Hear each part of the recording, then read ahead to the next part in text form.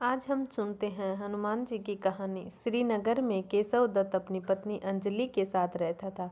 संतान की इच्छा से दोनों पति पत्नी प्रति मंगलवार को हनुमान जी की पूजा करते थे। वर्षों तक व्रत करने के बाद भी कुछ नहीं हुआ। कुछ दिनों के बाद केशव दत्त पूजा करने के लिए जंगल में चला गया। उसकी पत्नी अंजलि घर में मंगलवार का व्रत करने लगी। एक दिन किसी कारणवश अंजलि हनुमान जी को भोग नहीं लगा सकी और उस दिन वह भूखी ही सो गई। दूसरे दिन उसने प्रण किया कि अब अगले मंगलवार को हनुमान जी को भोग लगाकर ही भोजन करूंगी। अंजलि ने भूखी प्यासी रहकर 7वें दिन मंगलवार को हनुमान जी की पूजा की और उन्हें भोग लगाया, लेकिन तभी भूख प्यास के कारण अंजलि बेहोश हो गई। हनुमान जी उसे सौपन में दर्शन देते हुए कहा, उठो पुत्री, मैं तुम्हारी पूजा पाठ से प्रसन्न हूँ। तुम्हें सुंदर और सुयोग्य पुत्र को होने का वरदान देता हूँ। तत्काल अंजलि उठकर हनुमान जी को भोग लगाया और स्वयं भोजन किया। हनुमान जी की अनुकंपा से अंजलि ने एक सुंदर शिशु को जन्म दिया। मंगलवार को जन्म लेने के कारण उस बच्चे का नाम मंगल प्रसाद रखा गया। कुछ दिनों बाद अंजलि का पति केशव दत्त भी जंगल से लौट आया।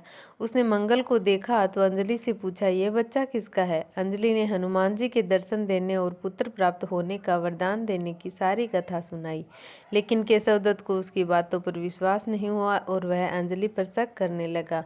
केशव दत्त मंगल को मारना चाहता था। एक दिन केशव दत्त स्नान के लिए मंगल के साथ कुएं पर गया।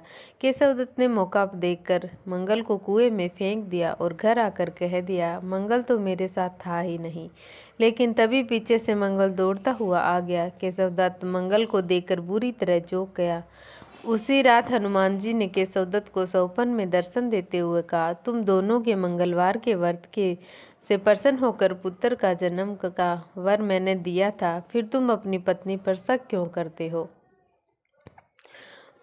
उसी समय केशव दत्त ने अंजलि को जगाकर उसे क्षमा मांगते हुए सौपन में हनुमान जी के दर्शन देने की सारी कहानी सुनाई।